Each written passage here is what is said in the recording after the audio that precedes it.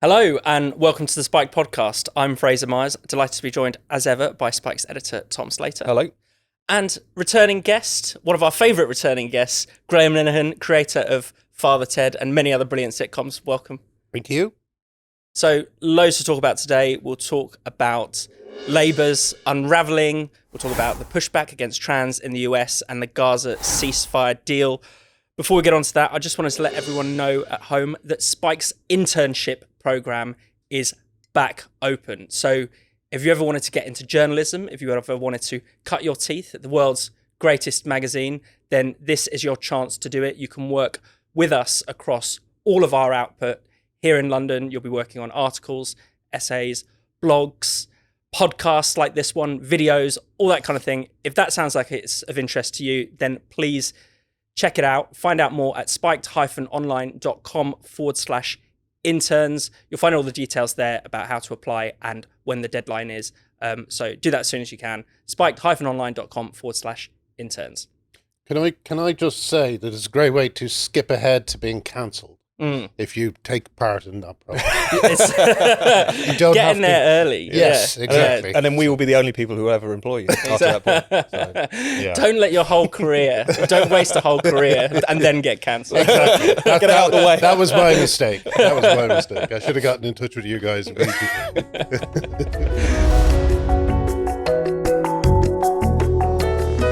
So let's talk about another terrible week for the Labour government. It seems as if every other day there's either terrible economic news or new ministers being sacked. Tulip Siddiq, the city minister, the anti-corruption minister, sacked for connections to a corrupt regime. We've got terrible economic news. Inflation is doing okay, but we've learned that growth has been revised down. Pound is at a 2-year low. Borrowing costs at a several decades highest since the financial crisis. Tom, they never get a break, do they? Poor old Keir Starmer. No, I mean, you almost think that maybe they've got something to do with how terrible it's gone. I mean, you didn't have to be like a great prognosticator to know that when they got in, that the honeymoon period was going to be non-existent and that they really didn't know what they were doing. I mean, I've often thought that they're like the dog that caught the car. You know, they were desperate to replace those terrible Tories, so convinced that just because they were good people, competent people, that they would solve all of these intractable problems and preside over 10 years in power effortlessly. That's collided with reality so quickly. I mean, it has only been about 6 months since we were told this new dawn had broken again, as it were. And yet, to that roll call of terrible stories from them, you've got the Chagos Islands debacle, you've had, again, that laser-like focus on economic growth, which has produced effectively zero growth since they got into power. And now, of course, the ongoing grooming gang scandal as well, which has wrecked, they've already wrecked their kind of aura of competence, and now they've destroyed any kind of claim to moral authority they might have had through their terrible handling of that horrendous open sore that remains in society. But again, I think this was always coming because of the fact that this was a party that was never really voted in on a particularly emphatic democratic mandate. It was only about 20% of the eligible electorate who backed this government. And also, it was very much a case of the Tories collapsed and the public kind of acquiesced to letting Labour run things for a while to see what might happen. This wasn't an emphatic endorsement. And also, they've clearly, to the extent that they had a programme, it was pretty meagre in the first place and has very quickly unravelled. Yeah. Whilst, like as I said, you didn't need to be Mystic Meg to know that this was going to happen. The fact that it's happened so quickly and so spectacularly, I think speaks to just how woeful they are as a governing party. Definitely. I thought one of the emblematic stories that came out in recent weeks was in the search for growth, Rachel Reeves and Keir Starmer writing to the heads of various regulators, seeking for answers, as if, the head of the man in charge of regulating the water companies is suddenly going to have this fantastic dynamic idea to open things up. It's just completely bizarre, shows they're completely out of touch, completely clueless. Graham, what have you made of it? Well, I kind of I never really paid that too much close attention to the ins and outs of the Labour Party and what's going on. They don't really represent anything I believe in. They don't represent the left that I once considered myself a part of. They're this new left that believe that men are women and all sorts of insane beliefs that they think they can just kind of pay lip service to and then forget about. I remember one of the things Starmer said was that he was going to end the culture war. Yeah. But of course he hasn't, and he's supercharged the culture war by not doing anything about any of the contentious issues that are going on, and leaving ordinary people to fight the culture war in courtrooms and with their employers and tribunals and all this sort of thing. So he's done precisely nothing to end the culture war. They do seem to keep stepping in it. And I wonder, the thing that makes it interesting is, I think what's happened is they don't realize that it seems to be the end of your go, my go politics. Yeah. You know, people are really expecting results now. And I can't remember, I think it was Elon Musk actually. He said, our lives cannot be just solving one awful problem after another and not having a life. You know, I mean, that's what it feels like at the moment. It just feels like we're living in a kind of hell, you know, where women aren't safe, even in their private spaces, where grooming gangs can run riot for I now hear 50 years because it was Sikh girls who were first targeted 50 years ago. And it just feels that we're living in a kind of ongoing nightmare. Now, yesterday I saw some Labour supporter saying things are only going to get better, or whatever that phrase was. And it's like, well, they can't really do anything else. Yeah. You know, we are at bottom at the moment. But the thing that surprises me about what we're talking about, with my light knowledge of all this stuff, is that even in the sense of just basic politics, it seems weird to me that people are so badly briefed. Like, for instance, how is it not known that the corruption woman had this Tulip Sadiq, yeah. Yeah. How did people not know this? Yeah, it's very common knowledge that her aunt was part of this Bangladeshi regime and that there would be connections. Like, it was widely known, yet right. They took the risk. Yeah, they still did it anyway. Incredible. And how did it struck me as similar that Alistair Campbell and Rory Stewart did not know that the grooming gang scandal is over 30 years old. They seem to think it was about men paying for sex with young prostitutes rather than actual rape. So what I guess I'm seeing is you know, I think we're seeing the political class really badly exposed at the moment. Wasn't there also a thing, Jerry Adams? What was the Jerry Adams thing that happened? Yeah, Jerry Adams could get a payout, compensation payout, because Keir Starmer's Attorney General wants to change a certain law in relation to the Troubles. And didn't someone associated with that decision work for Jerry Adams? The Attorney General himself. The Attorney General himself was Jerry Adams' lawyer. Right. Do you see what I mean? I mean, it's like even on a political level, it's a complete clown show. You know? So they have no moral authority. They have no political authority. I don't think I've ever seen a more disastrous start to a political party's time in office. Yeah, and that's the thing. I mean, people, you know, remember the Tories crumbling, but that was after they'd been in power for a decade when things started falling apart. Yeah, this is them at what should be at their height. Yeah, what they should be still enjoying a honeymoon period. And it's not as if one wants to necessarily fetishize political nous, media management, and plain old technocratic competence, but that is all this government really had to say for itself when it was coming in. I mean, it was hailed in some quarters as like a revival of social democracy. Anyone who's been paying attention knows this is the sort of last gasp of that old technocratic politics, which seeks to just sort of manage issues, meanwhile presiding over kind of one crisis after another and always failing to actually address them. And what's been striking is, if that is their only real claim, is that unlike those cursed Tories who are not only just bad people but also just really inept, at least the adults are back, as the cliche goes. Yeah, they failed on that score absolutely miserably. And also what's quite clear is that this particular Labour Party is kind of constitutionally incapable of dealing with the crises that are now coming to a point, because of the fact that ideologically, to the extent they have an ideology, they're up to their necks in all of this stuff. The reason that the grooming gangs issue, it's not that it wasn't talked about, but the fact that it was never properly addressed was because of this kind of institutional political correctness, if you like, of which the Labour Party, both in those councils and even in Starmer's DPP, are a part of. You know, he addressed that issue when it first kind of came across his desk, but in a very kind of general way failed to look at the specific issues that were stopping the police and the authorities from looking too closely into that horrendous scandal.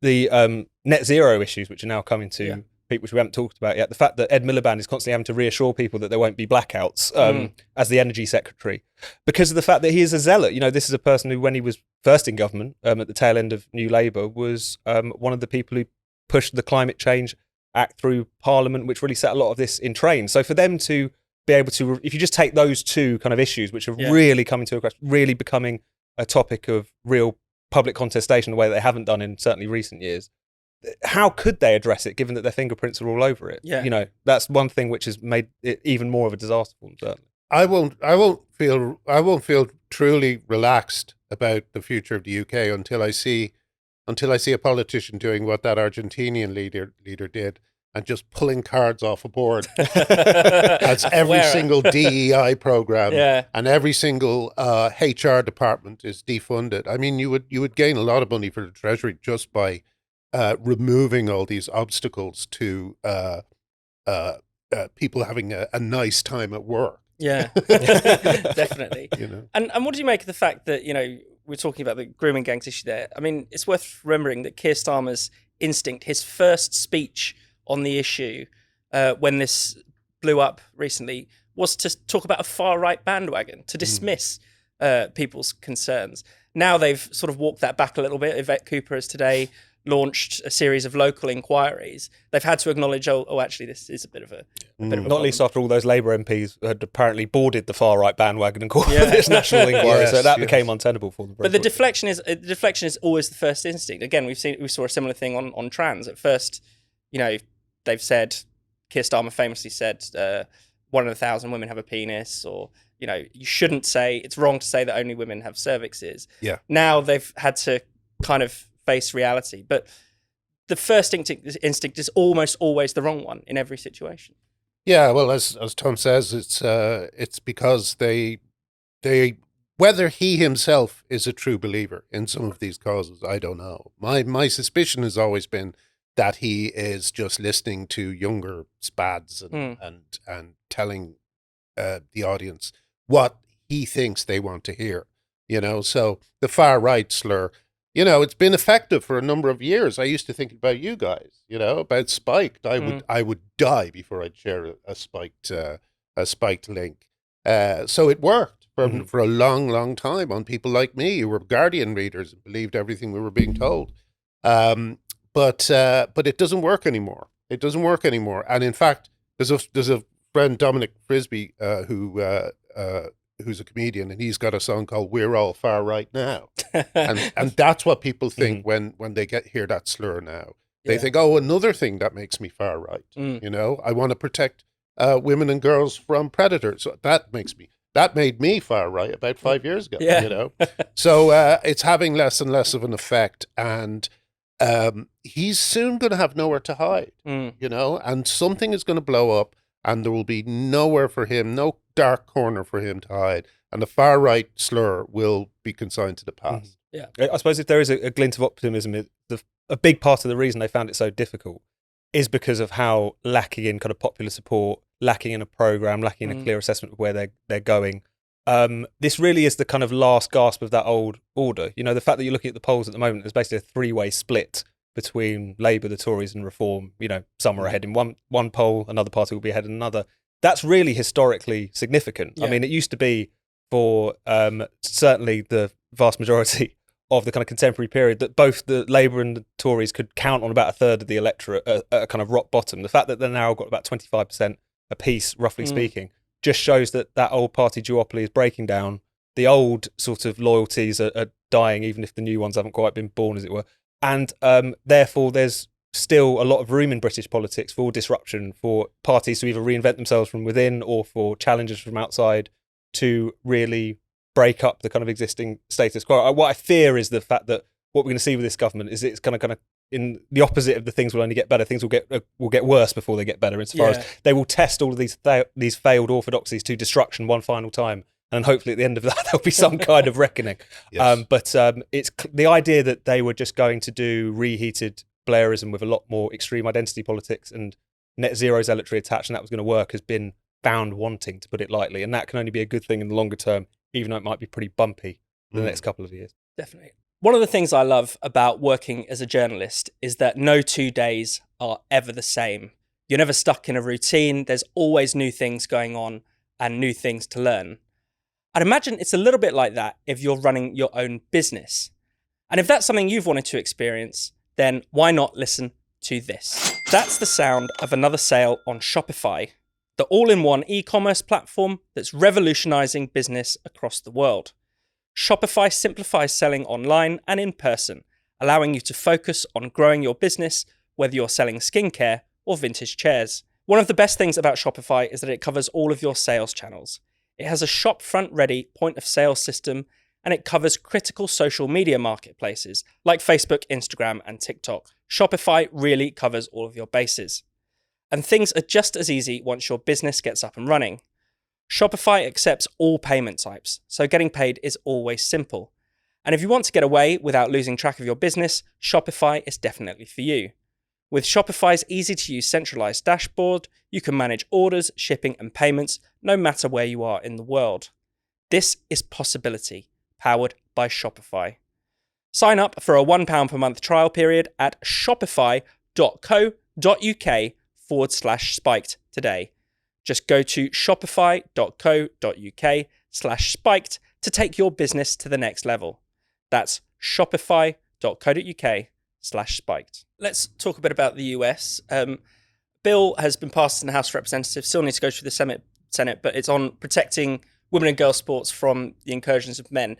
It feels like on the trans issue, Graham, certainly since or in and around the election, there's been a big shift in the US. The US was far more zealous than over here. They didn't have the turf island reputation that we had. But are things changing, going in the right direction over there? Oh, yeah, definitely. I mean, the Republicans have passed 2 bills that help women over the last 2 days, I think. One was the one you mentioned, and the other is the violence against women and girls by illegal aliens will result in deportation. I don't think anyone could object to either bill. And yet, again, 150 or so Democrats did. I believe 51 or 53 Democrats today voted in favor of this new bill. And they're what's possibly the most interesting aspect.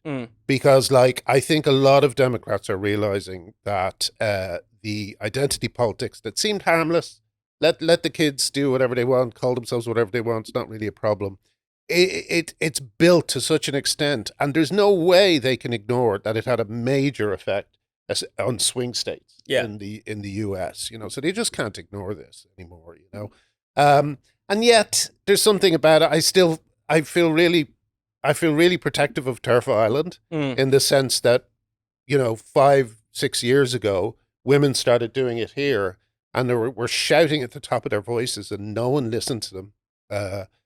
And now, only when it kind of meant that Trump would get into power again, it suddenly becomes a big issue in the States. So I'm a little bit, well, welcome to the party, boys. But on the other hand, it's great to see. And one of my favorite people who's kind of popped up over the last few months is Nancy Mace. Yeah. And she's amazing because she doesn't temper her language. She doesn't speak like a politician. She just says women is, no men in women's sports. And whenever they try to reframe it or talk about her as if she's being abusive, she nails them with all the facts about her life. She's a rape victim. She knows exactly how important female spaces are. And again, she leaves them nowhere to hide, So it has been great. I still worry a little bit that in America, it's kind of conservatives own the issue. Yeah. And I think that was almost made true by liberals being using it as a pejorative. You agree with Trump and all this sort of stuff. And suddenly they own the issue. But of course, the first people to speak out about this were left-wing liberal feminists and lesbians but look, in the end, anything that brings the day closer that they will stop doing these operations on children is great. Yeah. So, any private misgivings I have are not important. Yeah. And Nancy Mace, you mentioned there, she banned trans women from entering the bathrooms in the Capitol famously, sparking this I guess you could call it the storming of the Capitol bathrooms, and almost like transgender January 6 type event. Weirdly involving Bradley Manning or Chelsea Manning. Oh yes, no, Chelsea Manning, a big character in this. Yeah, I have a bit of a history with him as well. He appeared on a live stream designed completely to harass me and raise money for mermaids. Oh wow! Yeah, him and AOC did it. This was at the very near the start of my activism, and I really want to catch Nancy Mace's attention on this, because AOC, who is being called by some a potential presidential pick later on, she raised $350,000 to castrate gay and troubled kids in the UK. So I'd really like that to be better known. Yeah. But yeah, I mean that the toilet thing was hilarious. It was exactly what people are complaining about. Yeah. You know what I mean? Yeah. A bunch of people just running in and claiming it like it's captured territory. You know, I just think it's going to be great, because again, Nancy Mace doesn't believe in politeness to these con men. So yeah, it's going to break a lot of taboos that need breaking, and the conversation will hopefully open up a bit. Great. Tom? No, it does feel like the conversation is opening up, definitely. I mean, formally in the sense that all of these social media companies, I mean, most notably Facebook, following in X's sort of the trail that X blazed, as it were, opening up speech policies. The fact that Zuckerberg specifically mentioned gender as one of these issues, in which admitting it had been suppressed on that account, and also saying that going forward this was going to be opened up, is indicative of how things are changing. And also, when we talk about the vibe shift, I think sometimes that's often talked about purely in the confines of how is corporate culture shifting, or how are people at the top of American society, are they recognizing that a new regime is coming in and they should curry favor with it. The vibe shift had already obviously been taking place in society. People had been recognizing what was going on. The reason Donald Trump was elected was in part on these issues. That campaign ad that did so well for them in terms of the Democrats are for they, them, Donald Trump is for you. There's a reason that was so smart, effective. So, of course, there's an element of this, of it coming from the top, but that's in response to what's been coming from the bottom as well. Yeah. And so that's why it wasn't done in 2016, for instance. Absolutely. And I think that combination of the gatekeepers, the tech barons and so on, recognizing that people don't want to put up with this anymore, allowing for a more permissible environment online and off in workplaces and so on for these things to be discussed, or just for people to have a different view and to remain in position and be able to make a living, will obviously have a big impact on the long term. Of course, it's about people changing laws and unpicking a lot of the way in which gender ideology and many other horrible ideologies have been institutionalized, but it's also that cultural shift is so important, I think, in terms of motoring this change, even if it will be a little bit longer in the coming, I guess. Yeah. It'd be longer in the UK if the idea about pubs is oh my god. So can we tell people? Can we talk about? Yeah, that I for think a we've got second? to. Yeah. So basically, this is it comes off Labour's employment rights bill, and essentially what it will do, one of the clauses will extend harassment to third parties. So what that means is that if you're employed by a pub, for instance, or by recreational place, a customer could technically be harassing you if they express certain views that go against your protected or a person's protected characteristics under the Equality Act. So it could lead to this absurd situation where pubs have to employ banter bouncers to know whether customers are having appropriate conversations. And it's a nightmare for the pubs, because on the one hand, it could shut down expression about, particularly around the trans issue people have talked about, or around racial issues. But on the other hand, we all know that gender critical beliefs, for instance, are protected. So they could also get sued potentially for shutting down those beliefs or for allowing those beliefs. That's brilliant. So they're in a bit of a tricky position there. But but Starmer wants to kill the pub, I think is the... Well, I always wonder if it's... Remember that guy went nuts when Starmer was in his pub? Yes. Yeah. Get out of my pub. Get out of my pub, yeah. I We always interviewed wonder... him on Spiked. Did you? Tracked him down. Okay. I always wonder whether it's revenge for that. 'Cause Yeah. like the smoking ban has already decimated pubs. So maybe he's just trying to finish them off. Yeah. Because if you can't talk in a pub, then you'll have a nation of stay-at-home alcoholics. Yeah. Yeah. So I don't know. It did feel like that was almost the way things were going culturally before it became a legal discussion. Because remember when Jerry Sadowitz got shut down at the Edinburgh Fringe, that was because members of staff the kind of, Edinburgh students who spend the summer at the festival punching tickets took offence to his material. Yeah. I think the same thing happened with Terry Gilliam when what was his Into the Woods production got shut down. The old Vic. Because members of staff took offence to it, and because even without an existing legal structure or incentive, the management just rolled over. So it seems like this was coming down the pipe already, informally, if not formally, I guess. Yeah, and all the members of... I saw a photograph of all the members of staff of the old Vic who cancelled Terry Gilliam. And all I can tell you is exactly what you would expect. It's just hilarious.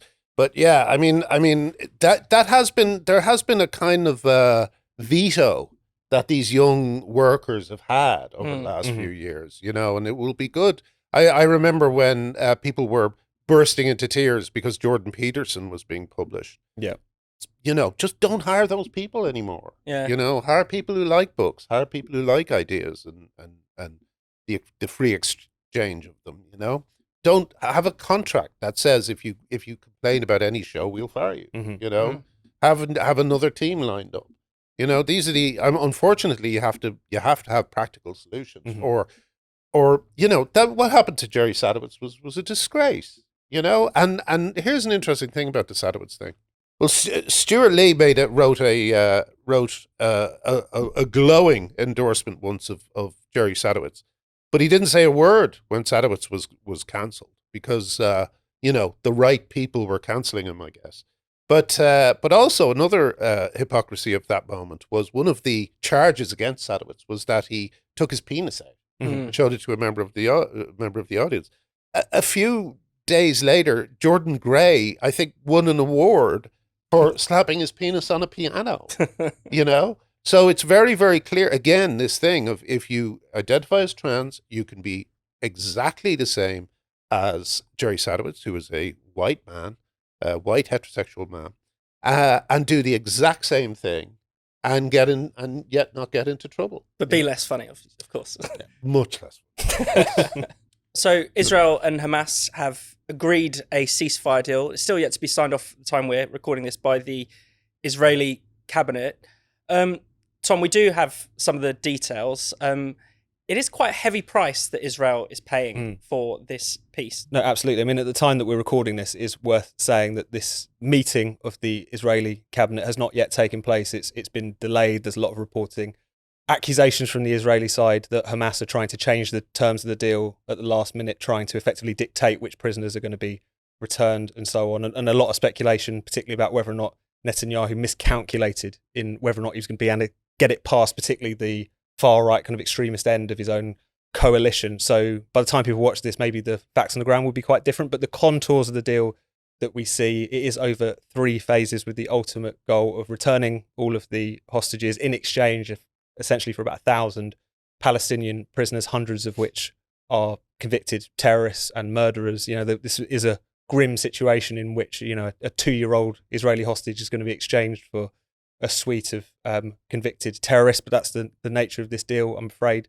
So the first phase, which is the first 6 weeks, will be 33 of the hostages returned, focusing on women, children, and the elderly in exchange for these prisoners. You'll also see Israel pull back from populated areas.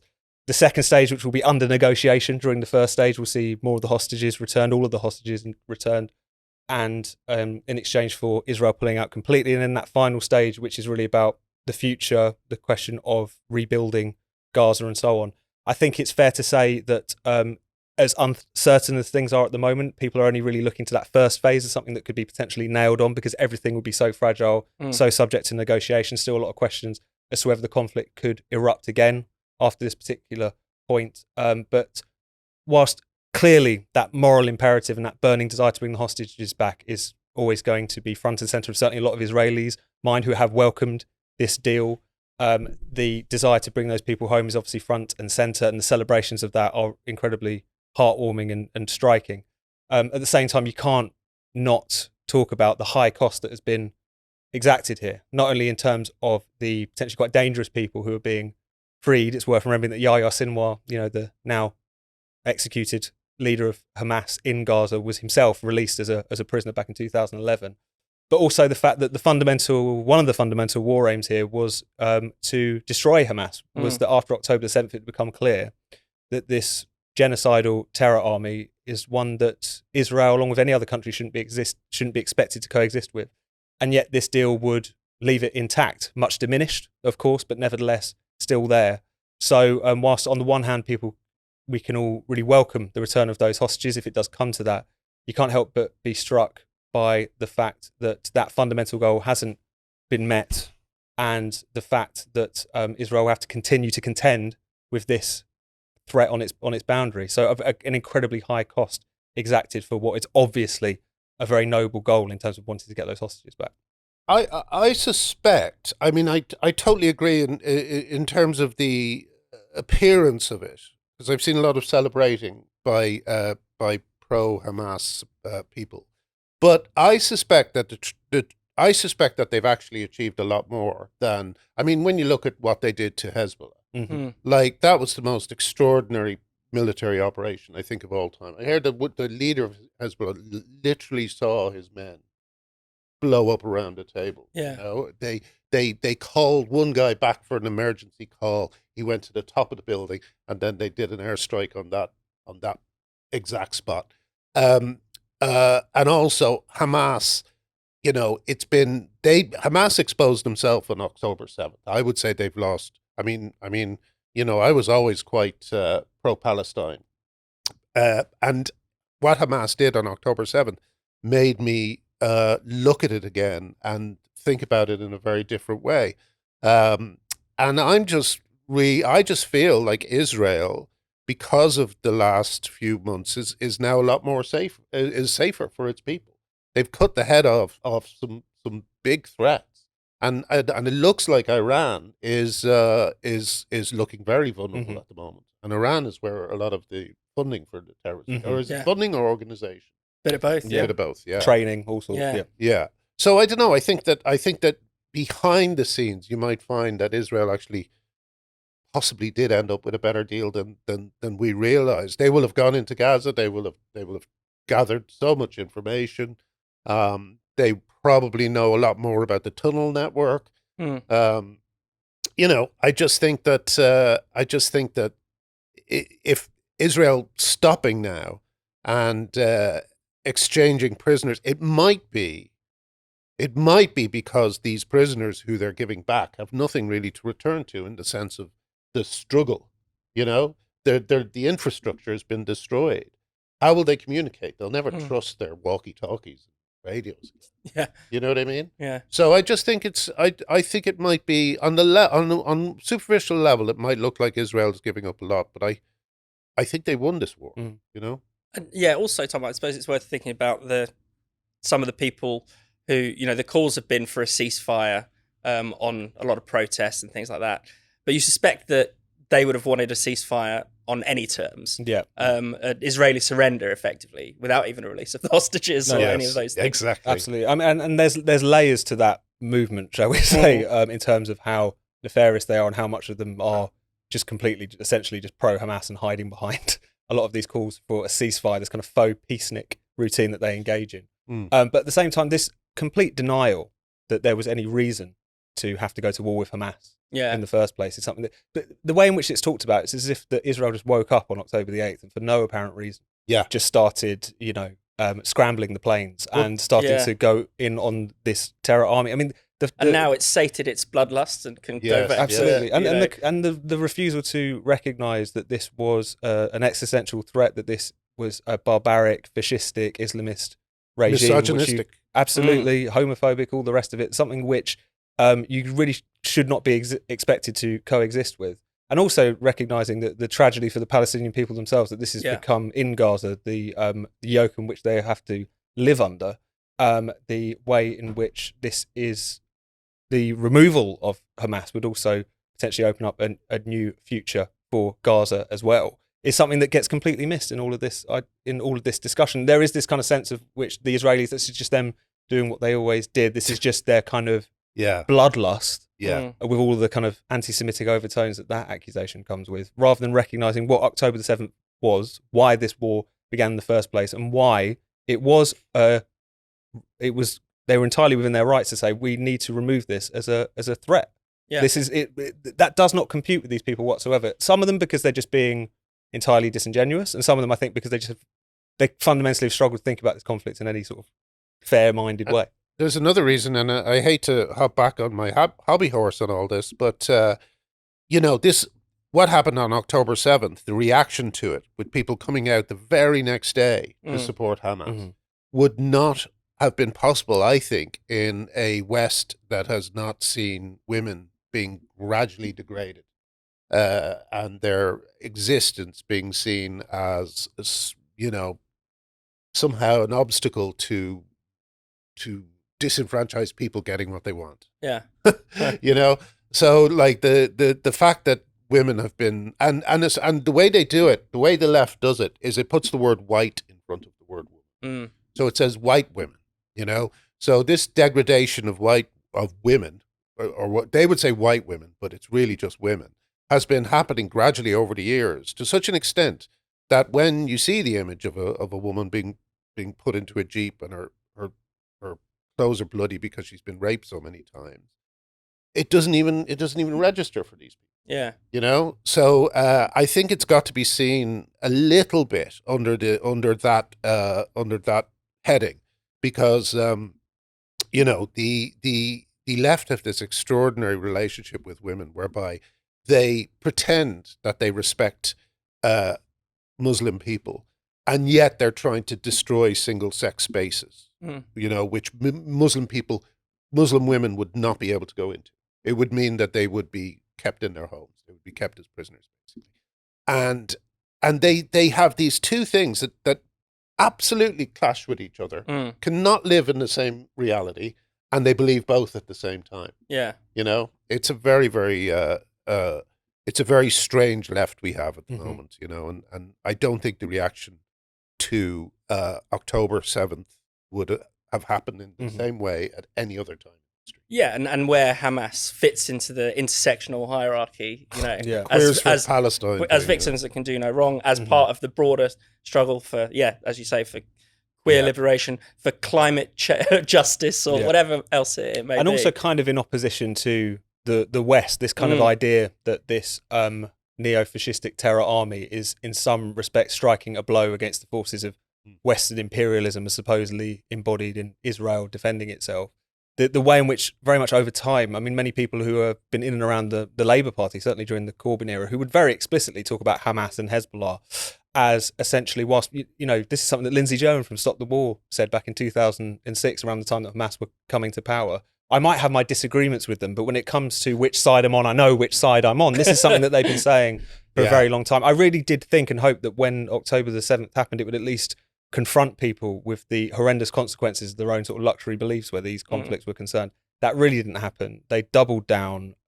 They convinced themselves of a narrative that really wasn't existing in terms of Israel just prosecuting this war out of genocidal bloodlust rather than actually trying to defend itself and recover its own hostages.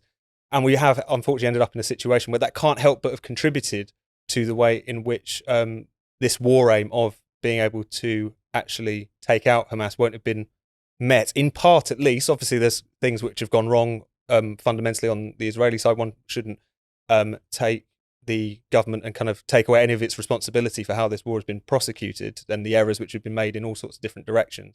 But also the fact that Western resolve really wasn't there. That support has been at best sort of equivocal. And the way in which, and you saw that very much embodied in the Biden administration, who were saying things like, it's really important that you don't go into Rafah, and we later see Yahya Sinwar killed in Rafah. So it's something that you see repeated time and again, and you can't help but feel that's a contributing factor to the very uneasy, fragile peace that we may seem like we're ending up with, which has left that terror army intact. Oh, it's not just and worldwide. It's just horrific for Jewish people. I mean, can you imagine?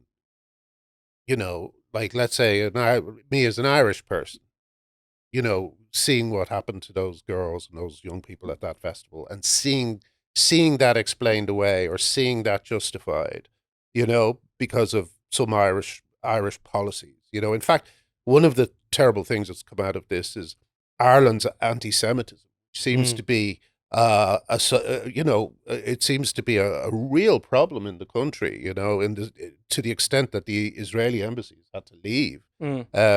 But it's really destabilizing to me that anti-Semitism has returned with all the technological advances we have, that anti-Semitism, this kind of age-old bigotry, is just coming back and is stronger than ever. Thank you so much for watching the Spikes podcast. We'll be back next Friday. If you hit subscribe and click the bell, you'll never miss an episode. And in the meantime, why not check out all of Spike's other videos and podcasts on this channel? And for more Spiked content, find us at spiked-online.com.